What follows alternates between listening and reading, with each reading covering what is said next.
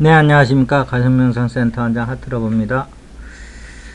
오늘은 좀, 불교의 수행법 중에, 화엄계에서 사종법계라는 말이 있는데요. 이법계, 그 다음에 사법계, 이사무회, 사사무회 이렇게 얘기들을 하죠. 이거에 대해서 좀 말씀을 드리겠습니다. 깨달음이 이제 여러 가지로 얘기할 수가 있는데, 사사무예가 깨달음이라고 해도 마찬가지입니다, 이것이. 왜냐하면 그 깨달음을 이제 본성을 본다, 또는 공을 본다, 원흉자재한 상태로 들어간다, 여러 가지로 얘기할 수 있는데, 근데 이제 이게 이제 어떤 삶 속에서는 어떻게 나타나야 되느냐, 깨달은 사람은 사사무예로 나타나야 된다. 그러니까 이 사사무예라는 거는 이제 위치를 정하다 보면 어떤 거냐, 우리가 깨달음을 얻었다 했을 때 그것이 바깥으로는 어떻게 표현이 되어야 되느냐, 사사무예로 표현이 되어야 된다, 이렇게 얘기가 되는 거죠. 근데 이제 깨달음은 얻었는데 사사무예가 안 된다면 그것은 글쎄 조금 좀 완벽한 깨달음이라고 하기에는 조금 더 이제 노력을 해야 되는 그런 부분이 있겠죠. 그래서 이제 사종법계의 사법계, 이법계 이렇게 있는데, 이렇게 하면 이제 어렵잖아요. 쉽게 얘기하면 뭐냐면, 일법에게서 만법이 나오잖아요. 하나에서 만 가지 현상이 나오잖아요. 이건 이제 수행 조금 하신 분들은 다 아는 얘기고, 그 다음에 그 만 가지 현상이 어디로 돌아가냐, 하나로 돌아간다. 이제 이런 얘기는 너무나 이제 많이들 들으셔가지고 귀에 익숙하실 텐데요. 그래서 이 이법계라는 건 뭐냐 하면 그것은 일법으로 보시면 돼요. 일법, 만 가지 법이 나오는 일법, 그게 이법계고요.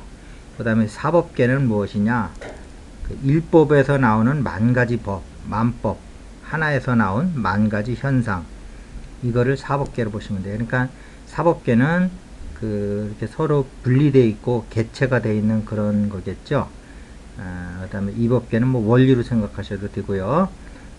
그런데 여기서 이제 그런데 이제 세 번째 가서 또 이사무예 법계도 얘기하죠.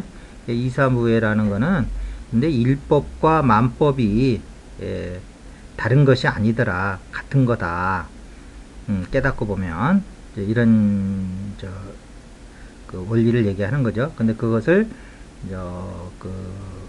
화엄종에서는 이사무예다, 이렇게 표현하는 거예요. 근데 이제 사사무예가 이제 어떤 깨달은 사람들이 이 현상계에서 생활 속에서 드러나야 되는 능력들이거든요. 물론 사사무예라는 거는 이 현상계 자체가 이미 깨달음이기 때문에 뭘 능력을 드러내고 안 드러낼 것도 없는 그러한 세계가 있는가 하면, 우리 인간적인 수행자 측면에서는 사사무예가 행동으로 드러나야 된다는 거죠. 그러니까 이 두 가지를 구분하셔야 돼요.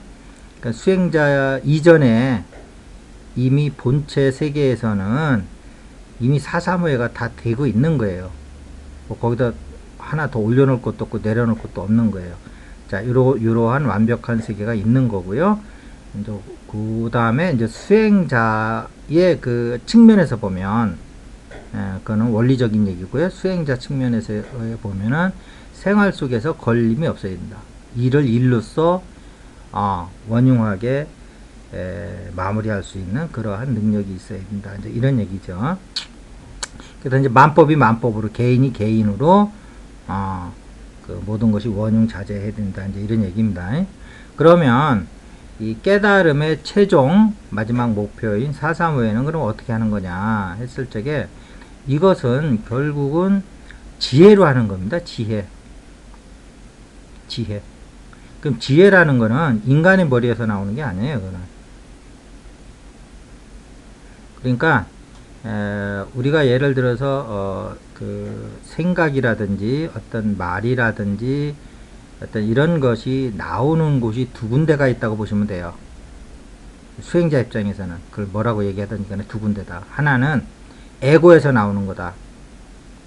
즉 인간의 머리, 그 사람의 경험이라든지 지식이라든지 가지고서 생각하고 말하고 하는 것이 하나가 있고, 그 다음에 수행을 많이 하시다 보면 그런 에고를 넘어선 어떤 그 영성적으로 얘기하면 고차 존재, 고차 의식에서 나오는 소리인 거고요.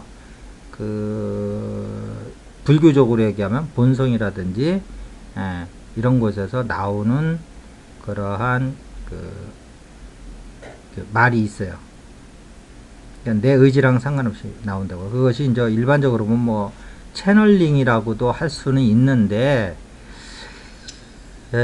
일반적인 채널링은 어떤 개체적인 신과 결합이 돼서 얘기를 하죠.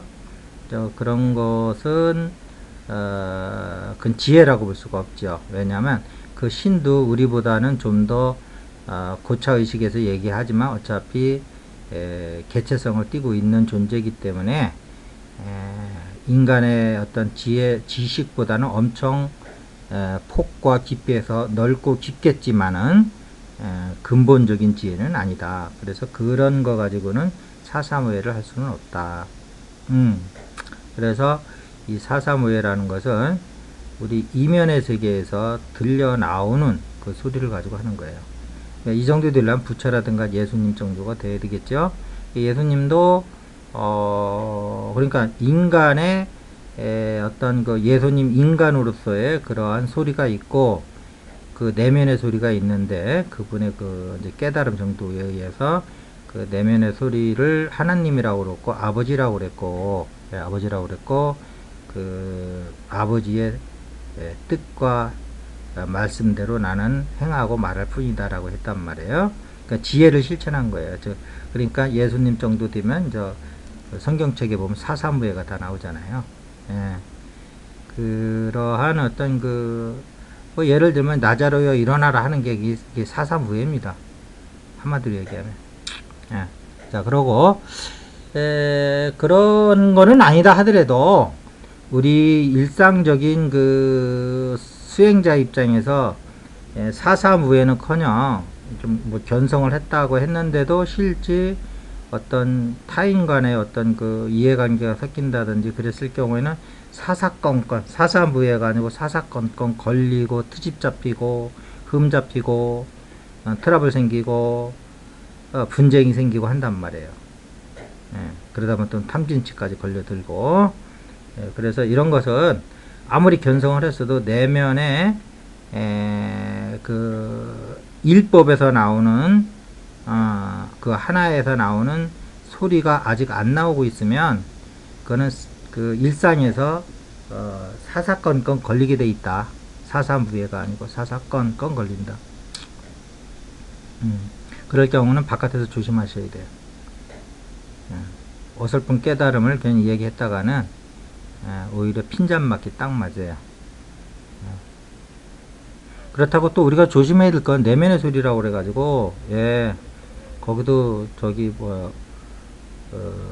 보석이 있고 흙이 있는데, 심지어 뭐 예를 들면 무당이 듣는 소리도 사실은 그것도 나 아닌 또 다른 존재에서 오는 것이고요. 또 채널링은 그보다는 좀 높지만 그것도 문제가 있고, 이런 어떤 여러 가지 거기도 이제 그 내면의 소리에도 여러 가지 차원이 있기 때문에 이거는 참으로 조심해야 될, 그렇죠. 그 다음에 그 소리를 구분해내는 것도 또한 수행자의 몫이고요. 내면에서 나오는 소리라고 해가지고 다 듣고 행하다가는 큰일 나거든요. 그래서 진짜 일법에서 나오는 내면의 소리를 여러분들이 만나야 되는데, 그 가장 큰 그 기준은 하나가 있다고 그러면, 가장 큰 기준 일반적인 그 가슴에서 나오는 소리는 그래도 대부분 그 머리에서 나오는 소리보다는 차원이 엄청 높아요. 그리고 그 우리가 사사무부에 할 때 나오는 소리는 거의 우리 존재의 중심에서 나오는 소리이기 때문에 거의 가슴에서 나온다고 보시면 돼요. 근데 가슴으로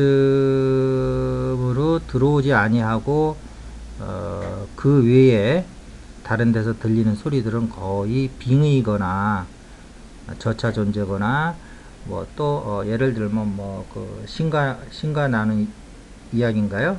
뭐 그 신나이자 그 정도 얘기하려면 그래도 그 좀 의식이 높은 존재에 하고 이제 결합이 되는 거죠.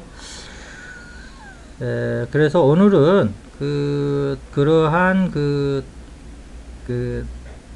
어떤 곧 일법에서 나오는 소리가 있을 때 그 소리대로 행하고 그 소리에 의해서 여러분들의 행동과 신구의를 거기다 다 맡겼을 경우에 그게 이제 사사무예가 될 수 있는 근거다.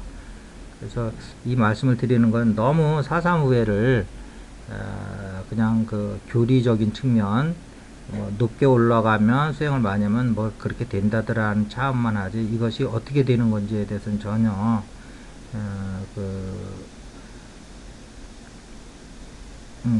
수행에서 구체성을 띠고 내가 어떻게 하면 이것을 증득할까 사사무예를 이런 거는 참 막연한 거거든요. 지금 그 얘기해 주는 사람도 없고요. 그래서 결론적으로 얘기하면 가슴에서 여러분들이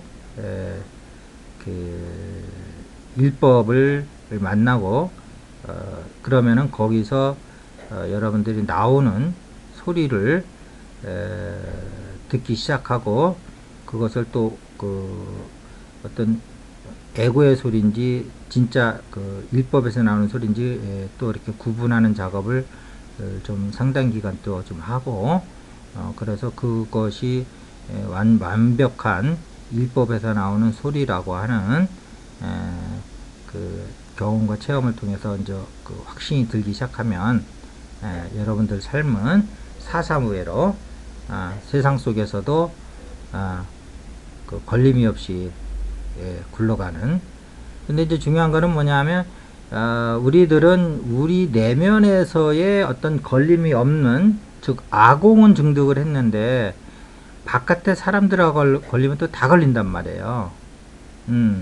그래서 그거는 근데 바깥에서 사람들하고는 걸렸는데 나한테는 아무런 그러한 탐진치가 안 일어났다는 것도 대단한 경지지만 바깥에서 어떤 외부의 어떤 사건이 일어났는데도 아공을 증득해서 거기에 영향을 안 받았다 하는 것은 사사무예하고는 다른 거죠. 사사무예는 상대방하고도 완벽하게 조화를 이뤄내는 거예요.